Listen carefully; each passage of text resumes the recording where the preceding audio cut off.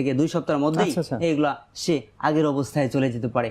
যে এগুলো পেইনে, মেকানিক্যাল পেইনে তার আমাদের যে ডিস্কের এর এজের উপর ডিপেন্ড করে, যে তার যদি কম বয়সে হয় খুব তাড়াতাড়ি রিকভারি করে, যদি আমাদের এজ যদি একটু বেশি থাকে তাহলে রিকভারি রেট একটু স্লো হয়ে যায়। তবে এই এজ কম থাকলে এই মেকানিক্যাল পেইনে সর্বোচ্চ 7 থেকে 14 দিনের মধ্যেই এই রিকভারি পসিবল। খুবই আসলে টাইম কনজিউমিং একটি বিষয়, আসলে লং টাইম লাগে না এই চিকিৎসায়, যেমনটি আপনি বলছিলেন।